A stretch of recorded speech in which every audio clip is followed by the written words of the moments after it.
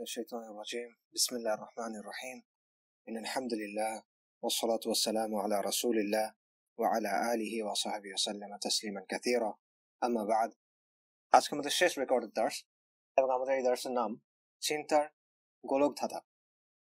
আমরা সবাই ইসলামের বিজয় চাই, কিন্তু বিজয় কিভাবে হবে, কোন পথে হবে, এটা নিয়ে আমরা খুব একটা ভাবি না।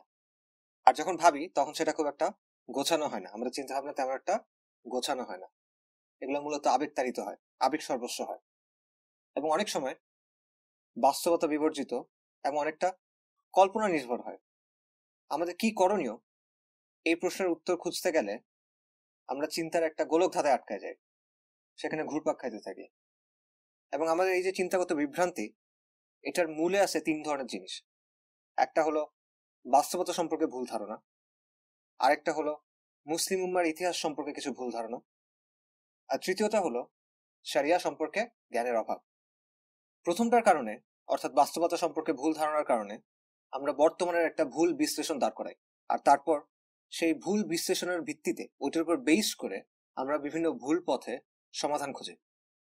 দ্বিতীয়টার কারণে, অর্থাৎ উম্মার ইতিহাস সম্পর্কে ভুল ধারণার কারণে কিছু অবাস্তব ধারণা আমাদের মধ্যে কাজ করে, আর সেই অবাস্তব ধারণার প্রেক্ষিতে আমরা ভবিষ্যতের ব্যাপারে কিছু অবাস্তব চিন্তা ভাবনা পোষণ করি। ভবিষ্যৎ নিয়ে আমাদের যে চিন্তা, সেটা আসলে বাস্তবসম্মত হয় না। আর তৃতীয়টার কারণে, অর্থাৎ শরিয়া সম্পর্কে জ্ঞানের অভাবের কারণে আমরা শরিয়ার অবস্থানের উপর আবেগকে প্রাধান্য দিই, অথবা কোনো দল, সংগঠন বা ব্যক্তির কথাকে শরিয়ার উপর প্রাধান্য দিই। আমরা শরিয়ার হালাল, হারাম, কুফর, শিরক এই বিষয়গুলোর দিকে তাকাই না। দেখা যায় যে জিনিসটা কুফর, ওটাকে আমরা ইস্তেহাদ বানায় ফেলছি, আবার যে জিনিসটা হারাম কিংবা জাস্ট মুবা, সেটাকে আমরা ইমান কুফরের প্রশ্ন বানায় ফেলছি। তো এই তিন ধরনের বিভ্রান্তির মধ্য থেকে প্রথম যে দুই ধরনের বিভ্রান্তি, এটা নিয়ে আজকে আমরা আলোচনা করব ইনশাআল্লাহ। শরিয়ার বিষয়টা নিয়ে আলোচনা দীর্ঘ এবং এটা আসলে আলিমদের কাছ থেকে জানা উচিত, তাই ওই আলোচনাতে আমরা যাব না। আমরা মূলত বাস্তবতার বিশ্লেষণ এবং মুসলিম উম্মার ইতিহাস সম্পর্কে যে ভুল ধারণা, এইগুলা নিয়ে কিছু পয়েন্টে ফোকাস করব। আমরা এমন 10টা পয়েন্ট নিয়ে আলোচনা করব যেটা আমাদের চিন্তাকে নানাভাবে আসলে বিভ্রান্ত করে, আমাদেরকে সঠিকভাবে বাস্তবতার বিশ্লেষণ করতে এবং করণীয় ঠিক করতে দেয় না। এই পয়েন্টগুলোর কিছু কিছু হয়তো আপনারা আগে থেকে জানেন, হয়তোবা কেউ কেউ আপনাদের মধ্যে কেউ কেউ এর অধিকাংশই হয়তোবা জানেন, এটা হইতে পারে।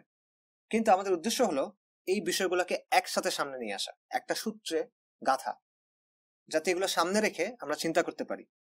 মনে করেন একটা ইকুয়েশন, একটা সমীকরণ, এই সমীকরণ আমাদের সমাধান করতে হবে একটা অঙ্কের মতো।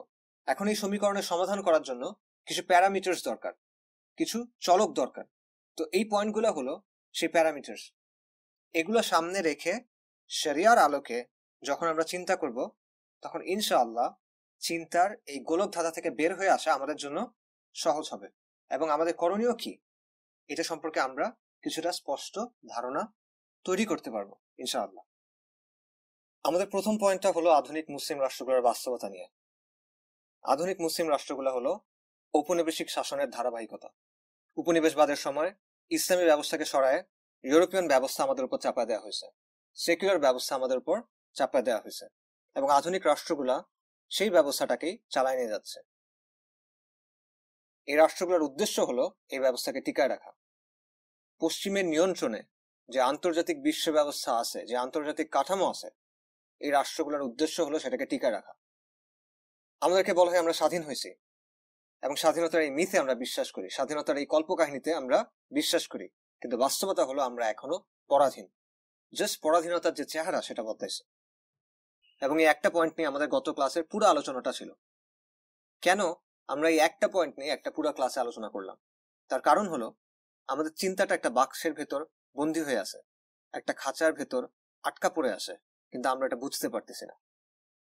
জার্মান কবি গার্টার একটা বিখ্যাত উক্তি আছে, none are more helplessly enslaved than those who falsely believe themselves to be free. বন্দী হবার পরও যারা নিজেদের স্বাধীন মনে করে, তাদের চেয়ে বড় বন্দী আর কেউ নাই। কেউ যদি খাঁচার মধ্যে বন্দী হয়ে মনে করে সে মুক্ত, তাহলে সে জীবনেও খাঁচা থেকে বের হওয়ার চেষ্টা করবে না। খাঁচার বাইরে যে একটা পৃথিবী আছে, যে নতুন সম্ভাবনা আছে, বাস্তবতা আছে, পথ আছে, সেটা সে জানবে না। আমাদের অবস্থা তাই হয়েছে। আমরা একটা বাক্সে বন্দী, কিন্তু আমরা মনে করতেছি আমরা ফ্রি। আমরা একটা বাক্সের ভেতরেই চিন্তা করতেছি, বাক্স থেকে বের হওয়ার কথা চিন্তা করতেছি না, বাক্স থেকে বের হওয়ার কথা ভাবতেছি না। আমাদের যে পরিবর্তনটা দরকার সেটা একটা বা দুটা দেশের সরকার বদলানোর মাধ্যমে আসবে না। এক সরকার গিয়ে আরেক সরকার আসবে, এটাতে শরিয়া আসবে না। আমাদের যে পরিবর্তন দরকার সেটা হলো একটা ব্যবস্থাগত পরিবর্তন, একটা সিস্টেমস লেভেল পরিবর্তন। ইউরোপিয়ান কলোনিয়াল যে সেকুলার কাঠামো আছে সেটাকে সরায় ইসলামী শরিয়া আনতে হবে। কাজেই বাক্সের মধ্যে থেকে এই পরিবর্তন করা অসম্ভব, বরং বাক্স ভেঙে বের হইতে হবে। বাক্স ভেঙে আপনি যদি বের না হন তাহলে পরিবর্তন করা সম্ভব না, এবং এই পয়েন্টটা বোঝা খুবই জরুরি। তাই পুরো একটা ক্লাসে আমরা শুধু এই বিষয়টা নিয়ে আলোচনা করছি, যাতে করে এই বাক্সের অস্তিত্ব, এই বাক্সের সীমানাগুলো কি কি, এই বাক্স কিভাবে তৈরি হয়েছে, কেন তৈরি হয়েছে, এটা আমরা ভালোভাবে বুঝতে পারি। তো এইটা হলো আমাদের প্রথম পয়েন্ট, স্বাধীনতার মিথ। এবার দ্বিতীয় পয়েন্টে যাওয়া যাক।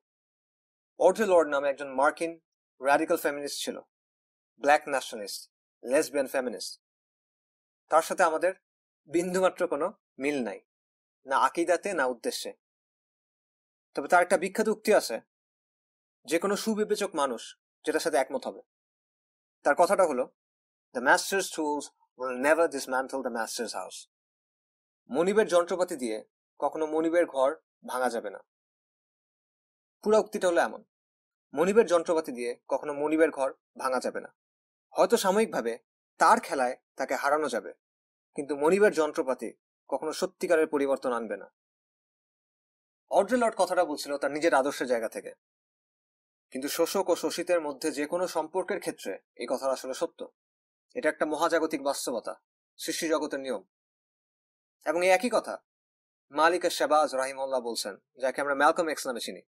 ম্যালকম এক্স রাহিমাহুল্লাহ অনেক সময় এই ধরনের কথা বলছেন এবং অনেক বিস্তারিতভাবে এই কথাগুলো বলছেন। তো এই কথাটার মানে কি? মনিবের যন্ত্রপাতি দিয়ে কখনো মনিবের ঘর ভাঙা যাবে না, এটা মানে কি? দেখেন, প্রত্যেক শাসন ব্যবস্থায় দাবি দেওয়া পেশ করার একটা মেকানিজম থাকে। প্রত্যেক ব্যবস্থায় পরিবর্তন আনার কিছু নির্দিষ্ট মেকানিজম থাকে। তবে শর্ত হলো আপনাকে ওই ব্যবস্থাকে প্রথমে মেনে নিতে হবে, এবং আপনি যে পরিবর্তনগুলো আনবেন সেগুলো হবে ছোট ছোট কিছু পরিবর্তন, মৌলিক কোনো পরিবর্তন হবে না, বড় কোনো পরিবর্তন হবে না। যেমন ইংরেজরা মুসলিমদের কাছ থেকে ভারত দখল করে নিয়েছিল, তারপর তারা বলছে কারো কোনো অভিযোগ থাকলে আমাদের অমুক অফিসে আসবেন, সেখানে এসে সেটা জানাবেন। কারো কোনো দাবি দেওয়া থাকলে অমুক সাহেবের কাছে যাবা, তাকে এগুলো জানাবা। এটা ছিল বৈধ উপায়, অনুমোদিত উপায়। এছাড়া ইংরেজদের অফিসে কর্মচারী হওয়া, তাদের বাহিনীতে সিপাহী হওয়া, ব্রিটিশ প্রতিষ্ঠানে শিক্ষা অর্জন করা, ইংরেজ শাসনের পক্ষে কাজ করা, ইংরেজদের সহায়তা করা, এইসব কাজের মাধ্যমেও ইংরেজদের নৈকট্য অর্জন করার এবং তাদের কাছে দেন দরবার করার সুযোগ ছিল। অর্থাৎ ইংরেজরা পরিবর্তনের, সংস্কারের দাবি দেওয়া পেশ করার কিছু অনুমোদিত পথ খোলা রাখছিল, এবং সব ব্যবস্থাতেই এরকম কিছু না কিছু পথ থাকে, ফর্মালি বা ইনফর্মালি। বিরোধিতার একটা অনুমোদিত সীমা থাকে। একইভাবে আধুনিক রাষ্ট্রগুলোতে কিছু অনুমোদিত পথ ঠিক করা আছে, যেমন ধরেন গণতান্ত্রিক পদ্ধতি, এটা একটা অনুমোদিত পথ। এখন আমাদের সমস্যা হলো, আমরা যখন পরিবর্তনের কথা চিন্তা করি তখন অনুমোদিত পথের বাইরে যে কিছু হইতে পারে এটা আমাদের চিন্তায় আসে না, আমাদের মাথাতেই আসে না যে এখানে বিকল্প আর কি পথ হইতে পারে। এবং গণতন্ত্রের মতো যেসব অনুমোদিত পথ আমাদের অনুসরণ করতে বাধ্য করা হচ্ছে, আমরা মনে করি যে সেগুলো আমরা নিজেরাই স্বাধীনভাবে বেছে নিছি, আমরা মনে করি যে এগুলো আমরা ইজতিহাদ করে বেছে নিছি, কিন্তু বাস্তবতা হলো আমাদের বাধ্য করা হচ্ছে এগুলো ফলো করার জন্য। কিন্তু সমস্যা হলো, অনুমোদিত পথে আপনি কখনো বিদ্যমান ব্যবস্থাকে বদলাইতে পারবেন না। অনুমোদিত পথগুলোর উদ্দেশ্যই হলো বিদ্যমান ব্যবস্থাকে অটুট রেখে এটার ভেতর ছোট ছোট পরিবর্তন আনা। এই পথগুলো তৈরি করা হয়েছে যাতে করে আপনি বিদ্যমান ব্যবস্থাকে টিকে রাখতে পারেন। ফ্রেঞ্চ রেভলিউশনের সময় ফ্রান্সের রাজা ছিল লুই দ্য 16th, এবং লুই দ্য 16th কিন্তু সংস্কারের অনেক সুযোগ দিয়েছিল, সে বিভিন্ন পদক্ষেপ নিয়েছিল, সংস্কারের একটা প্রক্রিয়া শুরু হয়েছিল এবং অনেক দাবি দাও সে মেনে নিয়েছিল। কিন্তু যেই পরিবর্তনটা দরকার ছিল, বিপ্লবীরা যেই পরিবর্তনটা চাচ্ছিল, সেটা এই অনুমোদিত পদ্ধতিতে পাওয়া সম্ভব ছিল না। তাই রাজতন্ত্রকে সরায়ে অননুমোদিত পথে তারা পরিবর্তন আনছে। লুই দ্য 16th দেয়া কাঠামোর মধ্যে তারা কাঙ্ক্ষিত পরিবর্তন আনতে পারে নাই, তাদেরকে অননুমোদিত পথে যেতে হয়েছে। আমেরিকানরা যখন স্বাধীন হলো তারা কিন্তু ব্রিটিশদের দেখানো পথে ব্রিটিশদের অনুমোদিত পথে স্বাধীন হয় নাই, তারা অননুমোদিত পথ ধরছে। আর এটি স্বাভাবিক। নবী সাল্লাল্লাহু আলাইহি ওয়াসাল্লামের সাথে কুরাইশরা নেগোশিয়েট করতে চাইছিল না। তারা বলছিল যে আমাদের দারুন নাদওয়াতে আসো, আচ্ছা কিছুদিন শুধু আল্লাহর ইবাদত হোক, আর কিছুদিন তুমি আমাদের দেবদেবীদের জন্য ছেড়ে দাও, ঠিক আছে? তোমার টাকা লাগবে, সম্পদ লাগবে, ক্ষমতা লাগবে, নারী লাগবে, কি লাগবে বলো, আমরা তোমাকে সব দিব, আমরা তোমাকে আমাদের নেতা বানাবো, কিন্তু তুমি নিয়মতান্ত্রিক পথে আসো।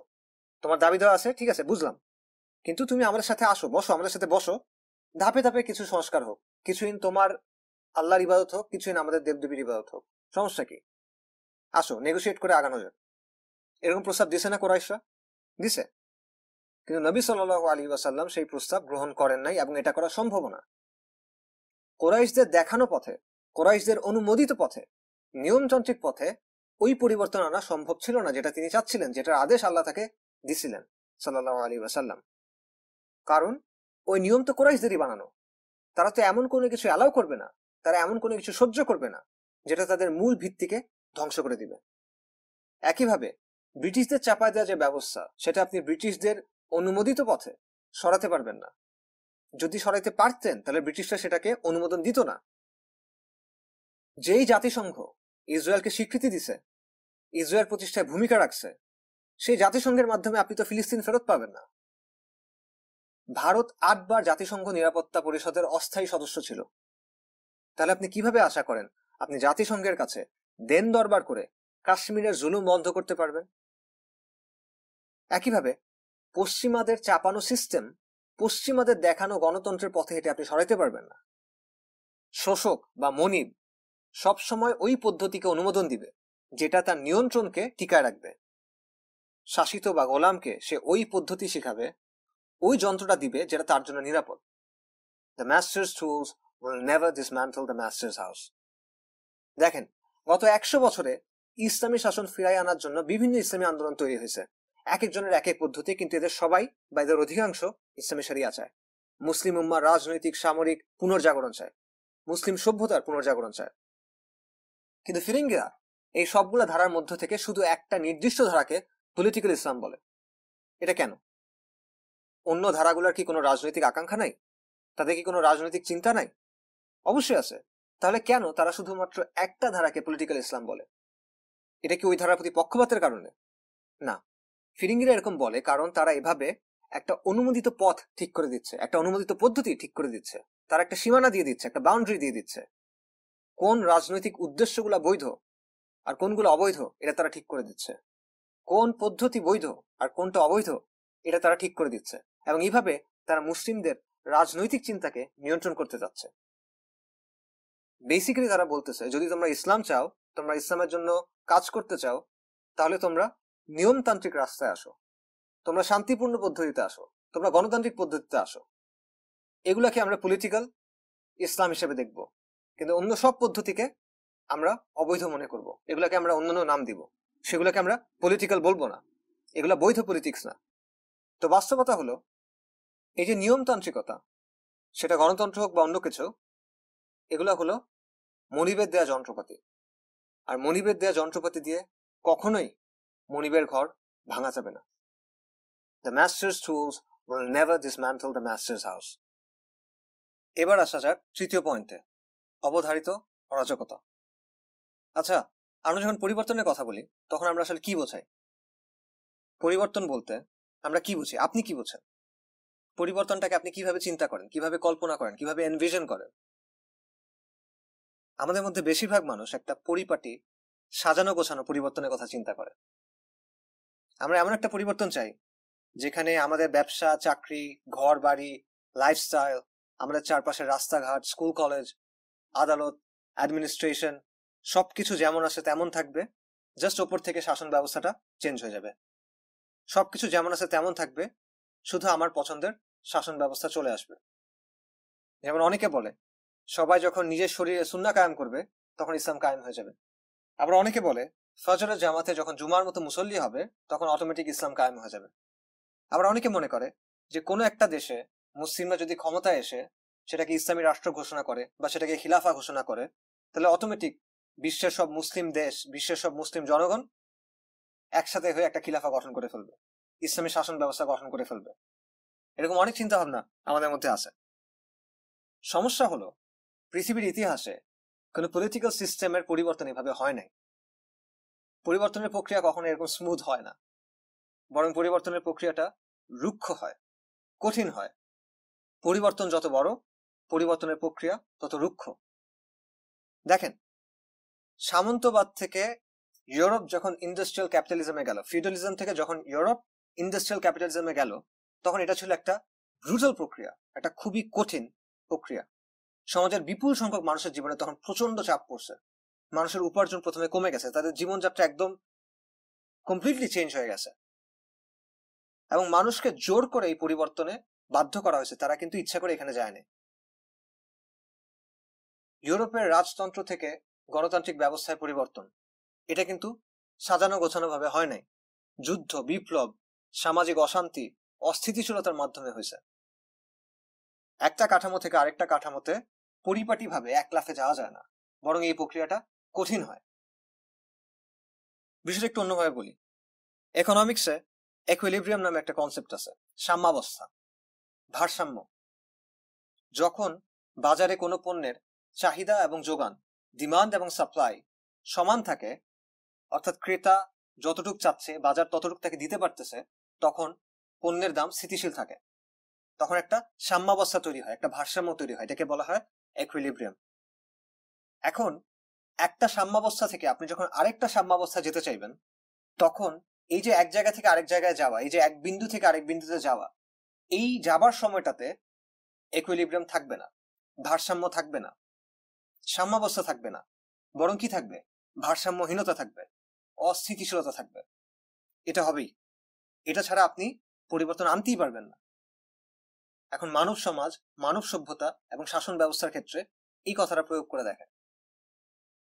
এক সভ্যতা বা শাসন ব্যবস্থা থেকে আপনি যখন অন্য কোনো সভ্যতা বা শাসন ব্যবস্থায় যেতে যাচ্ছেন, তখন অবধারিতভাবে আপনাকে ভারসাম্যহীনতার একটা পর্যায়ে পার করতে হবে, অস্থিতিশীলতার একটা পর্যায়ে পার করতে হবে।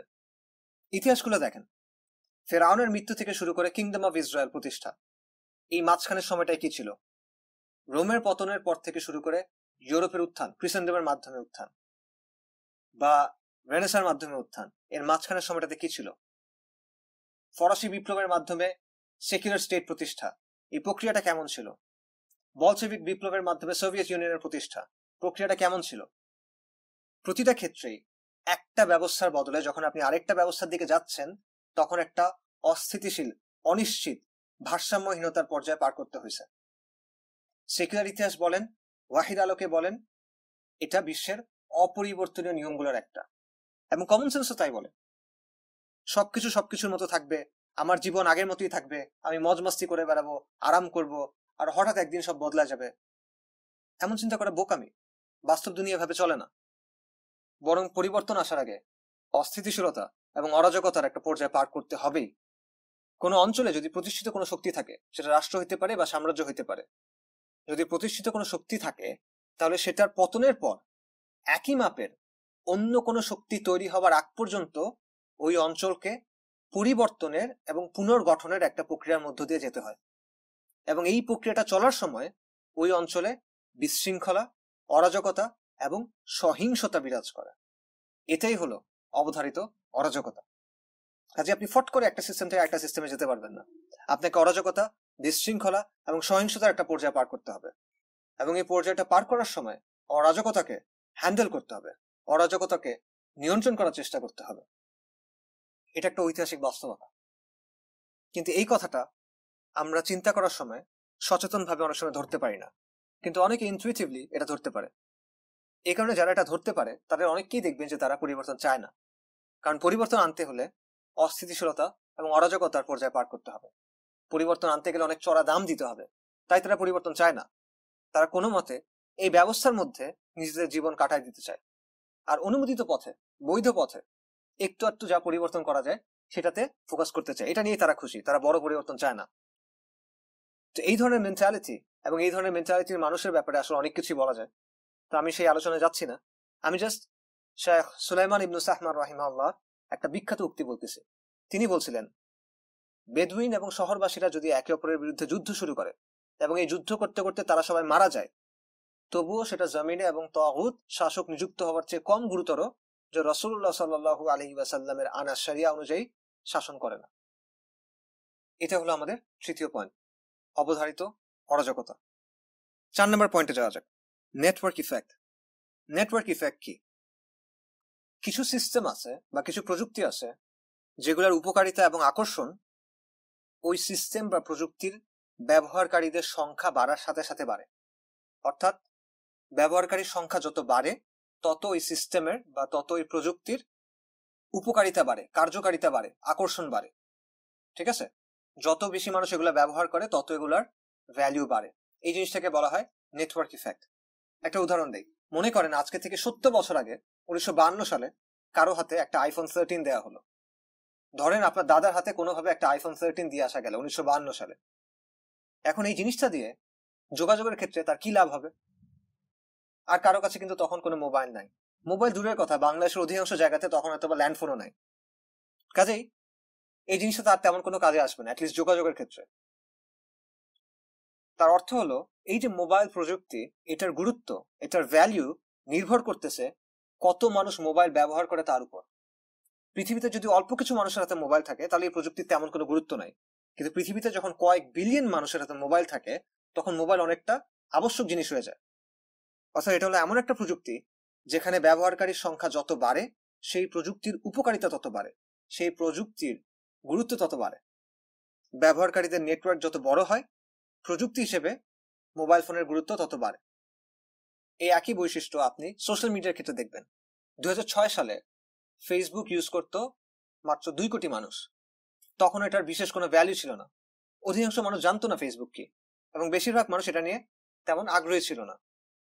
কিন্তু ফেসবুক ইউজারের সংখ্যা যত বাড়ছে তত ফেসবুকের চাহিদা বাড়ছে, ব্যবহারকারীদের সংখ্যা যত বাড়ছে তত এটার গুরুত্ব বাড়ছে, তত এটার ব্যাপারে আগ্রহ বাড়ছে, আগ্রহ বাড়ার কারণে আবার ব্যবহারকারীর সংখ্যা বাড়ছে। এভাবে একটা লুপ তৈরি হয়েছে, একটা চক্র তৈরি হয়েছে। এবং আজকে প্রায় 270 কোটি মানুষ ফেসবুক ব্যবহার করে। নিউজ থেকে শুরু করে ব্যবসা সবকিছু এখন ফেসবুকে হয়। সো এটাও এক ধরনের নেটওয়ার্ক ইফেক্ট। ব্যবহারকারীর সংখ্যা যত বাড়ছে ওই জিনিসটার উপকারিতা, কার্যকারিতা, গুরুত্ব, আকর্ষণ তত বাড়ছে। একই কথা আপনি হোয়াটসঅ্যাপের ক্ষেত্রে ধরতে পারেন। হোয়াটসঅ্যাপের ব্যবহারকারীর সংখ্যা যত বাড়ছে ততই যোগাযোগের মাধ্যম হিসেবে হোয়াটসঅ্যাপের কার্যকারিতা বাড়ছে এবং চাহিদা বাড়ছে। এবং বিটকয়েনের ক্ষেত্রে একই কথা বলা যায়, বা ক্রিপ্টোকারেন্সির ক্ষেত্রে একই কথা বলা যায়। ব্যবহারকারীর সংখ্যা যত বাড়তেছে এটার গ্রহণযোগ্যতা তত বাড়তেছে, দাম তত বাড়তেছে, এবং লেনদেনের মাধ্যম হিসেবে এগুলোর ব্যবহারও তত বাড়তেছে।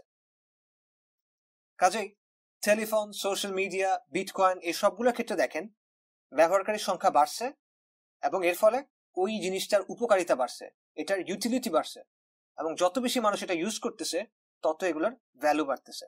মোর ইউজার মোর ভ্যালু, মোর ইউজার মোর ইফেক্টিভনেস, মোর ইউজার মোর ইউটিলিটি। ঠিক আছে? এটা হলো নেটওয়ার্ক ইফেক্ট। এবং ইন্টারনেটও নেটওয়ার্ক ইফেক্টের একটা ভালো উদাহরণ। শুরুর দিকে অল্প কিছু মানুষ ইন্টারনেট ব্যবহার করত, এবং তখন ইন্টারনেটে এত কিছু কিন্তু ছিল না, দেখার মতো, করার মতো তেমন কোনো কিছু ইন্টারনেটে ছিল না, মানুষের আগ্রহ ছিল না।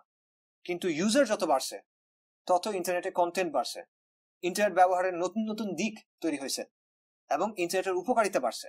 আর উপকারিতা যখন বাড়ছে তখন নতুন নতুন মানুষ এখানে এসে যুক্ত হয়েছে, এবং এইভাবে একটা চক্র তৈরি হয়েছে, একটা লুপ তৈরি হয়েছে। তো আমাদের জীবনের আরো অনেক ক্ষেত্রে নেটওয়ার্ক ইফেক্ট আসলে কাজ করে।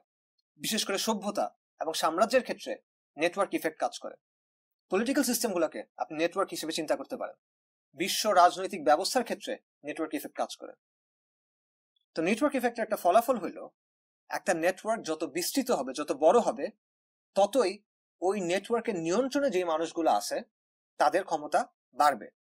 এটা আসলে খুবই নর্মাল একটা বিষয়। এখন দেখেন, দ্বিতীয় বিশ্বযুদ্ধে যারা বিজয়ী হয়েছিল, যারা দ্বিতীয় বিশ্বযুদ্ধে জিতছিল, তারা জাতিসংঘ নামে একটা প্রতিষ্ঠান তৈরি করছে। সেই প্রতিষ্ঠান আইন, মানবাধিকার, নাগরিকত্ব, পাসপোর্ট এরকম নানা বিষয়ে নানা নিয়ম বানাইছে, এবং পরে বিভিন্ন দেশ এই প্রতিষ্ঠানের সাথে, এই সংস্থার সাথে যুক্ত হয়েছে। আর যত নতুন দেশ এই প্রতিষ্ঠানের সাথে যুক্ত হয়েছে তত এই প্রতিষ্ঠানের প্রভাব বাড়ছে, ক্ষমতা বাড়ছে, এবং একসময় তাদের বানানো এই নিয়ম কানুনগুলা সারা বিশ্বে ছড়ায় পড়ছে। একইভাবে খিলাফা ইসলামিয়া বা ইসলামী ব্যবস্থাকেও আপনি একটা স্বতন্ত্র নেটওয়ার্ক হিসেবে চিন্তা করতে পারেন, যেখানে খলিফাকে বায়া দেওয়ার মাধ্যমে আঞ্চলিক শাসকরা উপকৃত হয়। খলিফা যখন আঞ্চলিক কোনো শাসকের বায়া গ্রহণ করে তখন তার শাসন মুসলিমদের চোখে বৈধতা পায়। ভারতবর্ষে কিংবা আন্দালুসে আব্বাসীদের তেমন কোনো প্রভাব ছিল না, কিন্তু তবু ভারতের দিল্লি থেকে সুলতান ইলতুৎমিশ আব্বাসী খলিফাকে বায়াত দিছে। ইউসুফ বিন তাশফিন আন্দালুস থেকে আব্বাসী খলিফাকে বায়াত দিছে, কারণ এতে করে তাদের লেজিটিমেসি, তাদের গ্রহণযোগ্যতা বাড়ছে। অন্যদিকে যত বেশি মানুষ বায়া দিবে খিলাফা তত শক্তিশালী হবে, যত বেশি মানুষ বায়া দিবে খিলাফার আকার তত বড় হবে। আবার খিলাফার আকার যত বাড়বে ততই অন্যরা খিলাফার সাথে যুক্ত হওয়ার জন্য আগ্রহী হবে। এভাবে একটা লুপ তৈরি হবে। এটা এক ধরনের নেটওয়ার্ক এফেক্ট। ব্যবহারকারীর সংখ্যা যত বাড়তেছে, বায়াতকারীর সংখ্যা যত বাড়তেছে, তত সেই সিস্টেমটার ভ্যালু বাড়তেছে, তার মূল্য বাড়তেছে, তার আকর্ষণ বাড়তেছে, তার গুরুত্ব বাড়তেছে, তার ক্ষমতা বাড়তেছে। পশ্চিমা নিয়ন্ত্রিত আধুনিক বিশ্ব ব্যবস্থা আর ইসলামী ব্যবস্থা, এই দুটা হলো একে অপরের প্রতিদ্বন্দ্বী নেটওয়ার্ক। এই দুটার স্বার্থ হলো পরস্পর সাংঘর্ষিক। একজনের যেটাতে লাভ, অন্যজনের সেটাতে ক্ষতি, যেটাকে আমরা গেম থিওরিতে বলি জিরো সাম গেম। আমরা বলছিলাম যে একটা নেটওয়ার্ক যত বিস্তৃত হবে ওই নেটওয়ার্কের নিয়ন্ত্রণে থাকা মানুষের ক্ষমতা ততই বাড়তে থাকবে। এখন এটা আপনি পলিটিক্যাল সিস্টেমের ক্ষেত্রে প্রয়োগ করে দেখেন। জাতিসংঘে মুসলিম সদস্য আছে, ছোটখাটো বিভিন্ন বিষয়ে এদেরকে কথা বলতে দেওয়া হয়, কাজ করতে দেওয়া হয়, কিন্তু এটার মূল নিয়ন্ত্রণ কাদের কাছে? আমেরিকার কাছে, ব্রিটেনের কাছে, পশ্চিমাদের কাছে, নব্য ক্রুসেডার আর জার্নিস্টদের কাছে। তারাই ঠিক করে আন্তর্জাতিক আইন কি হবে, তারাই ঠিক করে যে কোন ধরনের সহিংসতাকে বৈধতা দেওয়া হবে আর কোনটাকে অবৈধ বলা হবে, তারাই ঠিক করে যে কোন আদর্শকে মেনে নেওয়া হবে আর কোনটাকে চরমপন্থা বলা হবে। এগুলো সব তারা ঠিক করে, কারণ এই নেটওয়ার্কটা তাদের। আর ওরা জানে যে এই বিশ্ব ব্যবস্থাকে টিকায় রাখার জন্য মুসলিম ভূখণ্ডগুলোকে পশ্চিমের উপর নির্ভরশীল রাখতে হবে, মুসলিম ভূখণ্ডগুলোকে পশ্চিমের অনুগত রাখতে হবে। তাই এই আধুনিক বিশ্ব ব্যবস্থা ইসলামী ব্যবস্থা গড়ে তোলার যে কোনো চেষ্টাতে বাধা দিবে, এবং এখানে কাঠামোগত নানা জটিলতাও থাকবে, কারণ এই পুরো নেটওয়ার্কটা, এই পুরো সিস্টেমটা তৈরি হয়েছে যাতে মুসলিমদের নিয়ন্ত্রণে থাকা কোনো নেটওয়ার্ক এখানে সুবিধা করতে না পারে। এজন্যই সিস্টেমের ভেতরে ঢুকে সিস্টেম পরিবর্তনের যে চিন্তা, এটা আসলে বাস্তবসম্মত না। সিস্টেমে ঢুকে আপনি ব্যক্তিগতভাবে লাভবান হতে পারেন, সিস্টেম থেকে শেখা বিদ্যা আপনি ইসলামী ব্যবস্থার পক্ষে কাজে লাগাইতে পারেন, এটাতে সমস্যা নাই, কিন্তু সিস্টেমের ভেতরে ঢুকে আপনি ইসলামী ব্যবস্থা প্রতিষ্ঠা করতে পারবেন না। আরবে একটা সামাজিক, রাজনৈতিক এবং বিশ্বাসগত কাঠামো ছিল, যেটা নেতৃত্ব ছিল কোরাইশ, এবং এই কাঠামোটাকে ইসলাম এসে চ্যালেঞ্জ করছিল। এবং কোরাইশরা নবী সাল্লাল্লাহু আলাইহি ওয়াসাল্লামকে তাদের পুরো কাঠামোর জন্য হুমকি মনে করত, এবং এটা যৌক্তিক, তাদের এই মনে করাটা যৌক্তিক ছিল, দুনিয়াবী অর্থে এটা যৌক্তিক ছিল।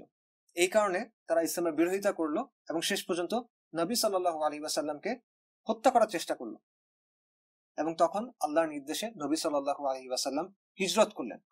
অল্প কিছু মানুষকে সাথে নিয়ে তিনি মক্কা থেকে চলে গিয়ে একটা ছোট শহরে মদিনাতে ইসলামের ঘাঁটি বানাইলেন, ইসলামের স্বাধীন একটা ঘাঁটি বানাইলেন, যেটা কারো নিয়ন্ত্রণের মধ্যে নাই। এভাবে কোরাইশদের নিয়ন্ত্রণের বাইরে একটা প্রতিদ্বন্দ্বী ব্যবস্থা গড়ে উঠল, একটা প্রতিদ্বন্দ্বী নেটওয়ার্ক গড়ে উঠল। তারপর এই দুই পক্ষের মধ্যে লড়াই হইল এবং আল্লাহ মুসলিমদের বিজয় দান করলেন। আর তারপর এই নতুন যে ব্যবস্থা, এটা ধীরে ধীরে ছড়ায় পড়তে শুরু করলো, দলে দলে মানুষ এখানে যোগ দিল, এবং শেষ পর্যন্ত কি হলো, মক্কা বিজয়ের পর সমগ্র আরবে এই দিন বিজয়ী হইল। তারপর খুলাফায়ে রাশিদিনের সময় আরবের সীমানা ছাড়ায় এটা বিশ্বব্যাপী ছড়ায় পড়লো। এগুলো আমরা সবাই জানি, আলহামদুলিল্লাহ। লক্ষ্য করার বিষয় হলো কোরাইশদের সিস্টেমের ভিতরে ঢুকে কিন্তু ইসলাম প্রতিষ্ঠা করা যায় নাই। মক্কা থেকে হিজরত করে পারস্য কিংবা বাইজেন্টাইনের সাথে যুক্ত হওয়ার মাধ্যমে ইসলামের বিজয় আসে নাই, বরং শুরু করতে হয়েছে একটা স্বতন্ত্র, একটা স্বাধীন নেটওয়ার্ক দিয়ে, মদিনাকে দিয়ে। অর্ধেক পৃথিবী শাসন করা খিলাফা ব্যবস্থার সূচনা হয়েছিল একটা ছোট শহর থেকে, যেটা ছিল বিদ্যমান কাঠামো থেকে বিচ্ছিন্ন। একটা প্রতিদ্বন্দ্বী কাঠামো তৈরি করার মাধ্যমে এই পুরা পরিবর্তনের সূচনা হয়েছিল। এবং এখানেই আমাদের এই পয়েন্টের মূল শিক্ষা, সেটা হলো যে অঞ্চলগুলো আধুনিক বিশ্ব ব্যবস্থার নিয়ন্ত্রণ থেকে সবচেয়ে বেশি বিচ্ছিন্ন, ওইসব অঞ্চল থেকেই ইসলামের বিজয়ে আসার সম্ভাবনা সবচেয়ে বেশি। যদিও আপাত দৃষ্টিতে আমাদের কাছে এই জায়গাগুলোকে পশ্চাৎপদ মনে হয় বা অআধুনিক মনে হয়, আনমডার্ন মনে হয়। মদিনাও এক সময় অগুরুত্বপূর্ণ একটা ছোট শহর ছিল, এবং অগুরুত্বপূর্ণ ছিল দেখেই এখানেই বিকল্প ব্যবস্থা শুরু করা গেছে, এবং তারপর সেটা পুরো পৃথিবী দখল করে নিয়েছে। এবং আজকেও অগুরুত্বপূর্ণ আনমডার্ন জায়গাগুলোই বিদ্যমান নেটওয়ার্কের বাইরে সত্যিকারের ইসলামী ব্যবস্থা প্রতিষ্ঠা করা এবং টিকায় রাখার ক্ষেত্রে সবচেয়ে ভালো ক্যান্ডিডেট, সবচেয়ে সম্ভাবনাময় ক্যান্ডিডেট। কাজে এখান থেকে কয়েকটা উপসংহার পাওয়া যায়। সেগুলো হলো, নতুন ইসলামী ব্যবস্থা তৈরি করতে হলে আপনাকে এমন জায়গাতে, এমন অঞ্চলে ফোকাস করতে হবে যেখানে বর্তমান ব্যবস্থার নিয়ন্ত্রণ নাই অথবা নিয়ন্ত্রণ তুলনামূলকভাবে কম। অর্থাৎ নতুন নেটওয়ার্ক তৈরি করতে হবে বিদ্যমান নেটওয়ার্কের বাইরে। দ্বিতীয় পয়েন্টটা হলো, প্রথম দিকে ইসলামী ব্যবস্থা তুলনামূলকভাবে দুর্বল থাকবে, কারণ নেটওয়ার্ক ব্যবহারকারীর সংখ্যা কম। অন্যদিকে বিদ্যমান নেটওয়ার্ক অর্থাৎ বিদ্যমান বিশ্ব ব্যবস্থা তুলনামূলকভাবে অনেক বেশি শক্তিশালী থাকবে, কারণ অধিকাংশ মানুষ এখনো এই সিস্টেমটার অনুসরণ করতেছে। কিন্তু ইসলামী ব্যবস্থা যদি টিকে যায়, যদি এটা সম্প্রসারণ চলতে থাকে, তাহলে ধীরে ধীরে বিভিন্ন অঞ্চল থেকে অন্যান্য আরো অনেকে নতুন এই ব্যবস্থার সাথে যুক্ত হতে থাকবে, নতুন এই নেটওয়ার্কের সাথে যুক্ত হতে থাকবে, এবং ব্যবহারকারীর সংখ্যা যত বাড়বে ততই সেই নেটওয়ার্ক কি হবে, শক্তিশালী হবে, ততই সেটা আরো বেশি আকর্ষণীয় হবে, ততই সেটা আরো বেশি কার্যকরী হবে, এবং বিদ্যমান যে ব্যবস্থা আছে সেটা তত দুর্বল হতে থাকবে। তৃতীয় পয়েন্টটা হলো, মুসলিমরা যতই যোগ্যতা অর্জন করুক, তারা যদি বিদ্যমান ব্যবস্থার অংশ হিসেবে কাজ করে, তাহলে দিন শেষে তারা বিদ্যমান ব্যবস্থাকেই শক্তিশালী করতেছে। যেমন ইসলাম প্রতিষ্ঠার জন্য গণতান্ত্রিক রাজনীতিতে অংশগ্রহণ করার ফলে কি হয়, এটার ফলে গণতন্ত্রের গ্রহণযোগ্যতা বাড়ে, বিশেষ করে মুসলিমদের কাছে। কারণ এটা করতে গিয়ে কি হয়, এটা করতে গিয়ে আপনি গণতন্ত্রকে হালাল বানাতে চান, গণতন্ত্রকে ইবাদত বানাতে চান, গণতন্ত্রকে সুন্নাহসম্মত বানাতে চান, গণতন্ত্রকে জিহাদ বলতে চান। এর ফলে কি হয়, মুসলিমদের কাছে গণতন্ত্রের ব্যাপারে ধারণাটা অস্পষ্ট হয়ে যায়, এবং এতে করে কি হয়, গণতান্ত্রিক ব্যবস্থা আরো শক্তিশালী হয়, এবং ইসলাম প্রতিষ্ঠার যে কাজ সেটা আরো দীর্ঘায়িত হয়, আরো কঠিন হয়ে যায়। এবং একই কথা ব্যক্তিগত পর্যায়েও। আমরা অনেকে মনে করি যে মুসলিমদের যদি অনেক বড় বড় ডিগ্রি থাকে বা আমাদের যদি অনেক পিএইচডি করা লোকজন থাকে, তাহলে উম্মার উন্নতি হবে। কিন্তু এটা ভুল ধারণা। বরং এখানে দেখতে হবে যে ডিগ্রি নেওয়ার পর বা পিএইচডি করার পর আপনি কোন নেটওয়ার্কের হয়ে কাজ করতেছেন, আপনি কোন নেটওয়ার্ককে সার্ভ করতেছেন, আপনি কোন সিস্টেমের জন্য কাজ করতেছেন। পিএইচডি করার পর বা ডিগ্রি পাওয়ার পর আপনি যদি আমেরিকা বা ইউরোপের কোনো প্রতিষ্ঠানে লক্ষ লক্ষ ডলার বেতনে চাকরি করেন, তাহলে উম্মার ফায়দা কি? আপনি যদি সফল কোনো স্টার্ট আপ তৈরি করেন, মিলিয়নিয়ার হয়ে যান, তাহলে উম্মার ফায়দা কি? আলটিমেটলি এগুলো বিদ্যমান নেটওয়ার্ককে সাহায্য করে। মুসলিমরা যদি পশ্চিমের সমাজে ইন্টিগ্রেটেড হয়ে যায়, সেখানে খাপ খাওয়ায় নেয়, তাহলে উম্মতের ফায়দা কি? ইসলামের ফায়দা কি? কিভাবে এটা একটা ইসলামী সিস্টেম তৈরি করার কাজে ভূমিকা রাখবে? হ্যাঁ, এইসব জ্ঞান দিয়ে ফায়দা হবে যদি পিএইচডি করা মানুষ এসে ইসলামী ব্যবস্থা তৈরির কাজে তার মেধাকে কাজে লাগায়। এগুলো কাজে লাগবে যদি আমরা আমাদের সামর্থ্যকে ইসলামী ব্যবস্থা গড়ার জন্য ইউজ করি। এসব টাকা পয়সা কাজে লাগবে যদি সেটা ইসলামী ব্যবস্থা তৈরির কাজে ব্যয় করা হয়। কিন্তু এটা করতে হলে আত্মত্যাগ করতে হবে। দুনিয়াবী অর্থে সফল লাইফস্টাইল ছেড়ে এমন একটা লাইফস্টাইল বেছে নিতে হবে যেটা মডার্নিটির চোখে হলো ব্যর্থতা। এই কারণে এই ধরনের মানুষ আপনি খুব বেশি পাবেন না, হয়তো লাখে একজনকে পাওয়া যায়। দেখেন, আবু বকর, ওমর, ওসমান, তারা ছিলেন বিদ্যমান কাঠামোর ভেতর বেড়ে ওঠা মানুষ, এবং তারা যোগ্য মানুষ ছিলেন, সফল মানুষ ছিলেন, সম্মানিত মানুষ ছিলেন, এবং তাদের এসব যোগ্যতা, তাদের এসব অভিজ্ঞতা দিনের কাজে লাগছিল। এসব দিক অস্বীকার করা যায় না। কিন্তু বিদ্যমান কাঠামোর ভেতরে অনেক সম্মান, অনেক মর্যাদা বা অনেক প্রভাব থাকা সত্ত্বেও শেষ পর্যন্ত কিন্তু এগুলোর মাধ্যমে সাফল্য আসে নাই। সাফল্য আসছে যখন এই যোগ্য মানুষগুলা বিদ্যমান কাঠামো থেকে বিচ্ছিন্ন হয়ে নতুন কাঠামো তৈরিতে নিজেদেরকে নিয়োগ করছেন। কাজে ব্যক্তিগত পর্যায়ে এই সিস্টেমে অংশগ্রহণ করা যেতে পারে, অনেক ক্ষেত্রে এটা দরকারও হইতে পারে, কিন্তু সিস্টেমের ভেতরে ঢুকে ইসলাম প্রতিষ্ঠার চেষ্টা, এটা কোনো সমাধান হইতে পারে না, পারবেও না। বরং এভাবে বিদ্যমান কাঠামো আরো শক্তিশালী হবে। আপনার মেধা, শ্রম, সময়, ট্যাক্স, এই সবকিছু বিদ্যমান ব্যবস্থার কাজে লাগবে, ইসলামী ব্যবস্থার কাজে লাগবে না।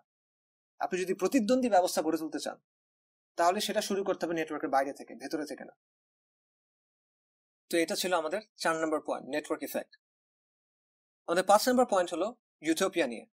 ইউটোপিয়া মানে হলো কল্পজগৎ, এমন কোনো কাল্পনিক অবস্থা যেটা নিখুঁত, যেখানে কোনো ত্রুটি নাই, যে কল্পজগতের স্বপ্ন মানুষকে দেখানো হয় কিন্তু যার অস্তিত্ব আসলে বাস্তবে নাই। এনলাইটেনমেন্টের দর্শনগুলা, মডার্নিটি দর্শনগুলা বিভিন্ন ধরনের ইউটোপিয়ার কথা বলে। কমিউনিজম এক ধরনের ইউটোপিয়ার কথা বলে, লিবারালিজম এক ধরনের ইউটোপিয়ার কথা বলে, এক ধরনের পারফেক্ট বিশ্বের স্বপ্ন দেখায়। যারা ফিউচারিস্ট, তারা ভবিষ্যতে এক ধরনের পারফেক্ট বিশ্বের স্বপ্ন দেখায়। এই আদর্শগুলা দুনিয়াতে এক ধরনের নিখুঁত ত্রুটিহীন বিশ্ব গড়ার স্বপ্ন দেখায় এবং দুনিয়ার বুকে জান্নাতের স্বপ্ন দেখায়। কিন্তু ইসলাম কি আমাদের ইউটোপিয়ার কথা বলে কিনা? একটা লাইভ ক্লাস এটা নিয়ে প্রশ্ন আসছিল এবং এটা নিয়ে তখন আমরা আলোচনাও করছিলাম। আমি বলবো ইসলাম আমাদেরকে ইউটোপিয়ার স্বপ্ন দেখায় না, বরং ইসলাম সবচেয়ে বাস্তব এবং ব্যালেন্সড বিশ্লেষণ দেয়। কিন্তু আমাদের মধ্যে দুঃখজনকভাবে কিছু ইউটোপিয়ান আইডিয়া ঢুকে গেছে। অনেকে বলেন যে ইসলামী ব্যবস্থার দিকে আহ্বান করার সময় বা ইসলামী ব্যবস্থার দাওয়া দেওয়ার সময় ইসলামী শাসন আসলে জীবন কত উন্নতি হবে, কত সুযোগ সুবিধা থাকবে, এই বিষয়গুলোর দিকে আমাদের ফোকাস বেশি করা উচিত। এই ধরনের অ্যাপ্রোচের ব্যাপারে আমার কিছু আপত্তি আছে। এমনিতে দাওয়ার ক্ষেত্রে ইতিবাচক দিকে ফোকাস করা, এটাতে কোনো সমস্যা নেই, এটা স্বাভাবিক জিনিস। কিন্তু সমস্যা হলো এই ধরনের কথাগুলোতে শুধু ইতিবাচক দিকগুলোর কথাই বলা হয়, মানুষকে একটা অলমোস্ট ইউটোপিয়ান ছবি দেখানো হয়, কিন্তু আসলে যে পরিবর্তন আনতে হলে কঠিন পরিস্থিতির মধ্যে দিয়ে যেতে হবে সেটা নিয়ে কথা বলা হয় না। এটার ফলে একটা সমস্যা আছে। সমস্যাটা কি?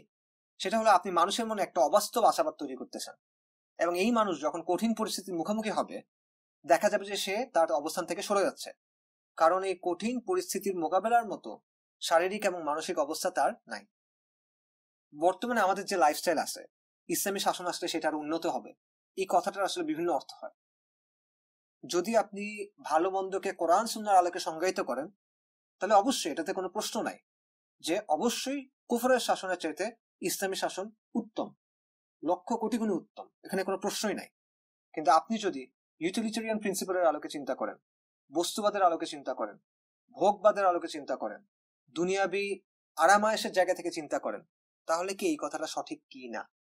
জাস্ট একটা উদাহরণের দিকে তাকানো যাক। সুদ ভিত্তিক অর্থনৈতিক অবস্থা। সুদ হলো সবচেয়ে গুরুতর কবিরা গুনাহগুলোর মধ্যে একটা। সুদ হলো আল্লাহর বিরুদ্ধে যুদ্ধ করা। কিন্তু আমাদের যে বর্তমান অর্থনৈতিক ব্যবস্থা এটা পুরোপুরি ভাবে সুদ ভিত্তিক, এবং অবশ্যই আমাদের দায়িত্ব হলো এই সুদ ভিত্তিক ব্যবস্থাকে সরানো যদি আমাদের ক্ষমতা থাকে। কিন্তু এই সরানোর ফলাফলটা আসলে কি হবে, এটা কিরকম হবে, এটা কি আমরা বুঝি কিনা? আমার মনে হয় যে এটা আমরা অনেকেই বুঝি না। দেখেন, আধুনিক অর্থ ব্যবস্থা হলো ডেট বেসড, ঋণ ভিত্তিক। এই ব্যবস্থায় অর্থ অর্থাৎ টাকা বা কারেন্সি তৈরি করা হয় ঋণ হিসাবে। আধুনিক ব্যাংকিং ব্যবস্থায় বাণিজ্যিক ব্যাংকগুলো যখন ঋণ দেয় তখন তারা আক্ষরিকভাবে নতুন টাকা তৈরি করে, এবং ব্যাংকগুলো এই কাজটা করে ফ্র্যাকশনাল রিজার্ভ ব্যাংকিং নামে একটা প্রক্রিয়ার মাধ্যমে। কিন্তু এই বিষয়টা নিয়ে আমরা বিস্তারিত আলোচনা যাচ্ছি না, কারণ এটা কিছুটা জটিল আলোচনা।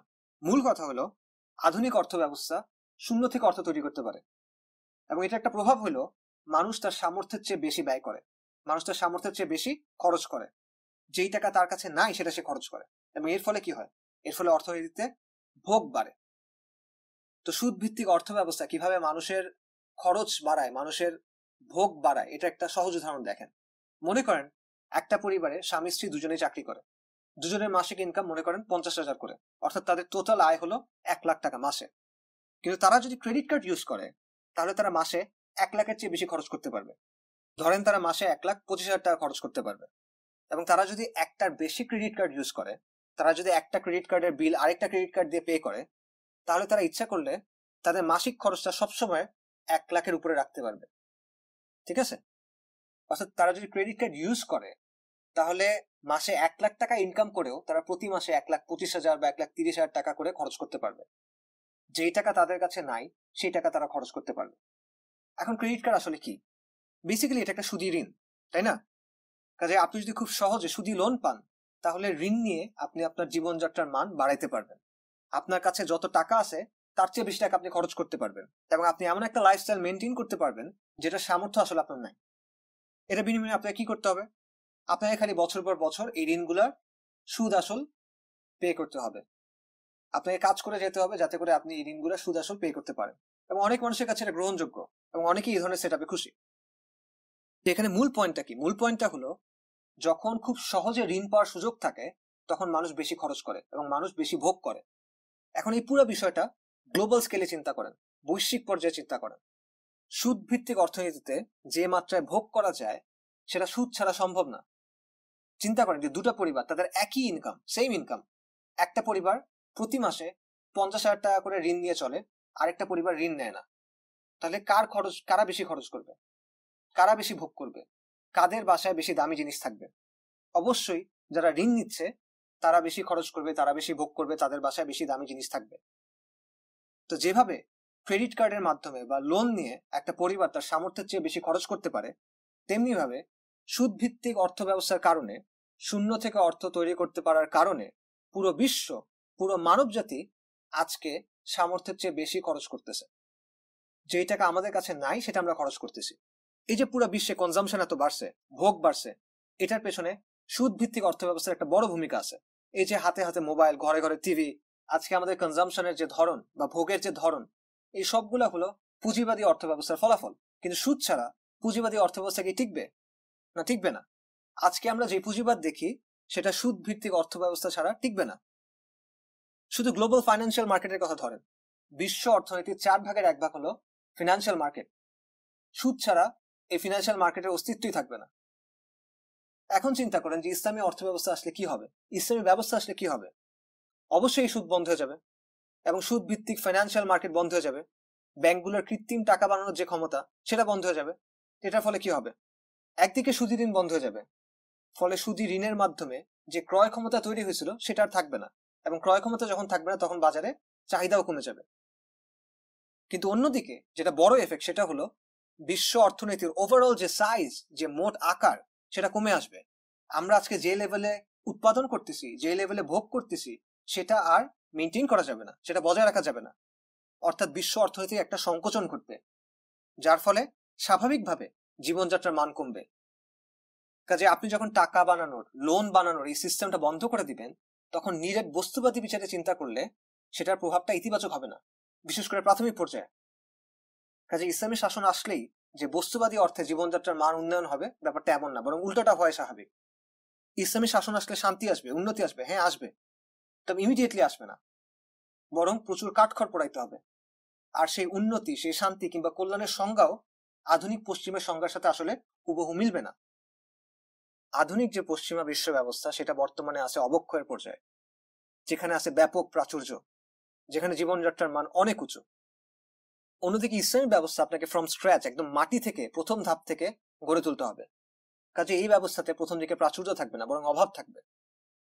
শুরুর দিকে একটা কঠিন সময় মুসলিমদের পার করতে হবে, যখন বর্তমানের তুলনায় জীবনযাত্রার মান অনেক খারাপ হইতে পারে। পরে ধীরে ধীরে সেটা স্থিতিশীল হবে, ইনশাআল্লাহ সহজ হয়ে আসবে।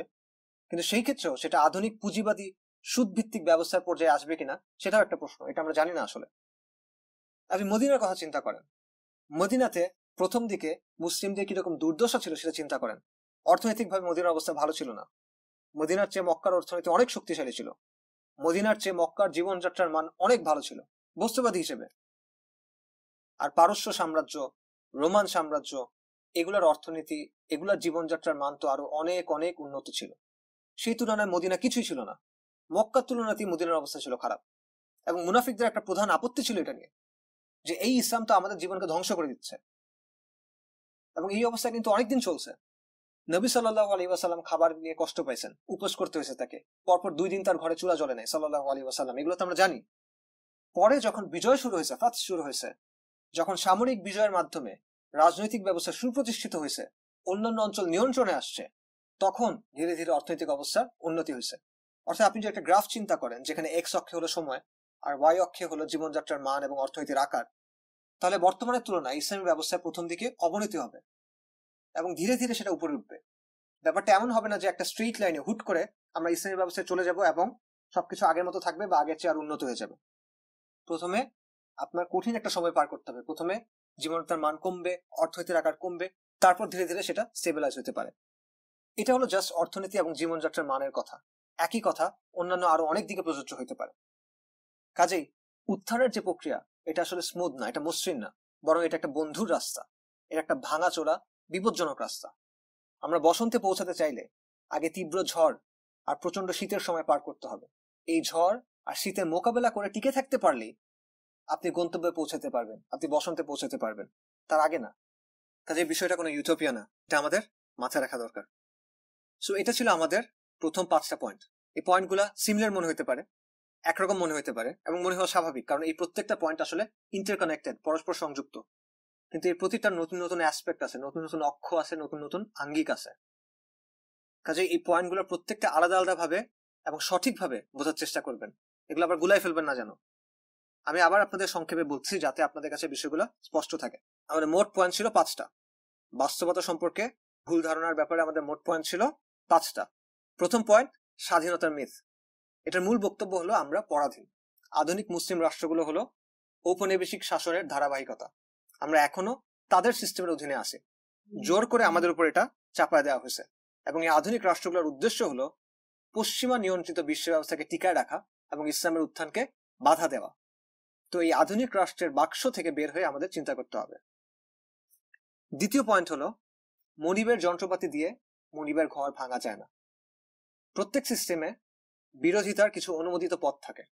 এই পথগুলো তৈরি করা হয় যাতে বিরোধিতাকে নিয়ন্ত্রণ করা যায়, যাতে বিরোধিতাকে একটা নিয়ন্ত্রিত সীমার মধ্যে রাখা যায়, এবং এই অনুমোদিত পথগুলোর উদ্দেশ্য হলো সিস্টেমটাকে টিকায় রাখা। এই পথগুলো অনুসরণ করে আপনি কখনো সিস্টেমকে বদলাইতে পারবেন না। নিয়মতান্ত্রিকতার মাধ্যমে মৌলিক পরিবর্তন আনা সম্ভব না। তৃতীয় পয়েন্ট হলো অবধারিত অরাজকতা। এক সভ্যতা বা শাসন ব্যবস্থা থেকে অন্য কোনো সভ্যতা বা শাসন ব্যবস্থায় যাইতে হলে অবধারিতভাবে অস্থিতিশীলতা এবং ভারসাম্যহীনতার একটা পর্যায়ে পার করতে হয়। কোনো অঞ্চলে যদি কোনো প্রতিষ্ঠিত শক্তি থাকে, তাহলে সেটার পতনের পর একই মাপের অন্য কোনো শক্তি তৈরি হওয়ার আগ পর্যন্ত ওই অঞ্চলকে পরিবর্তন এবং পুনর্গঠনের একটা প্রক্রিয়ার মধ্য দিয়ে যেতে হয়। আর এই পরিবর্তনের প্রক্রিয়া চলার সময় ওই অঞ্চলে বিশৃঙ্খলা থাকে, অরাজকতা থাকে এবং সহিংসতা থাকে। যে আপনি যদি বিদ্যমান ব্যবস্থা থেকে ইসলামী ব্যবস্থাতে যেতে চান, তাহলে আপনাকে অবধারিতভাবে অরাজকতার একটা পর্যায়ে পার করতে হবে। চতুর্থ পয়েন্ট হলো নেটওয়ার্ক ইফেক্ট, এবং এই পয়েন্টটা বিশেষভাবে গুরুত্বপূর্ণ। এখান থেকে বেশ কিছু গুরুত্বপূর্ণ উপসংহার পাওয়া যায়। প্রথমটা হলো বর্তমান বিশ্ব ব্যবস্থা একটা স্বতন্ত্র নেটওয়ার্ক এবং ইসলামী ব্যবস্থা একটা স্বতন্ত্র নেটওয়ার্ক, একটা আরেকটার প্রতিদ্বন্দ্বী, এবং বর্তমান বিশ্ব ব্যবস্থা ইসলামী ব্যবস্থা গড়ে তোলার যে কোনো প্রচেষ্টায় বাধা দিবে।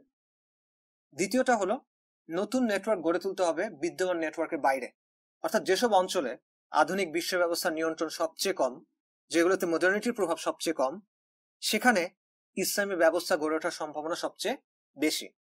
এবং তৃতীয় পয়েন্টটা হলো সিস্টেমের ভেতরে ঢুকে সিস্টেম পরিবর্তনের যে কোনো চেষ্টা আলটিমেটলি ওই সিস্টেমকে শক্তিশালী করে। সিস্টেমের মধ্যে গেলে আপনাকে সিস্টেমের বিভিন্ন অবস্থান মেনে নিতে হয়। ব্যক্তিগতভাবে মানুষ এই সিস্টেম থেকে শিক্ষা, স্কিলস, অভিজ্ঞতা অর্জন করতে পারে, কিন্তু সার্বিকভাবে এই সিস্টেমের ভেতরে ঢুকে আপনি কখনো বিকল্প একটা সিস্টেম তৈরি করতে পারবেন না, বরং এই ধরনের সব চেষ্টা বিকল্প সিস্টেম তৈরির কাজটাকে দীর্ঘায়িত করবে।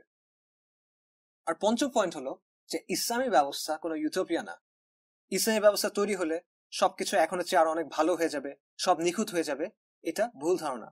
বরং বস্তুবাদী মাপকাঠিতে, ভোগবাদী মাপকাঠিতে চিন্তা করলে জীবনযাত্রার মান সহ বিভিন্ন বিষয়ে পরিবর্তন আসবে।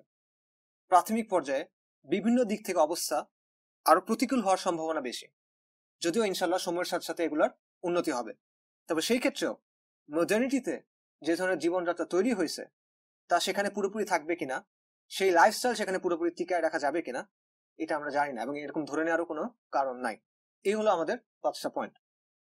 আমরা প্রথমে বলছিলাম ইসলামের বিজয়, উম্মার পুনরুত্থান, এই ব্যাপারগুলো নিয়ে আমাদের মধ্যে যে ধরনের ভুল ধারণাগুলো কাজ করে, তার মধ্যে 2 ধরনের ভুল ধারণা নিয়ে আমরা আলোচনা করব। এর মধ্যে প্রথমটা ছিল বাস্তবতা সম্পর্কে ভুল ধারণা। তা আমরা এতক্ষণ যে 5টা পয়েন্টে আলোচনা করলাম, এগুলো হলো বাস্তবতা নিয়ে ভুল ধারণা। এবার আমরা আলোচনা করব মুসলিম উম্মার ইতিহাস নিয়ে এমন কয়েকটা ভুল ধারণা যেগুলো আমাদের চিন্তাকে গোলক ধাঁধার মধ্যে আটকে রাখে।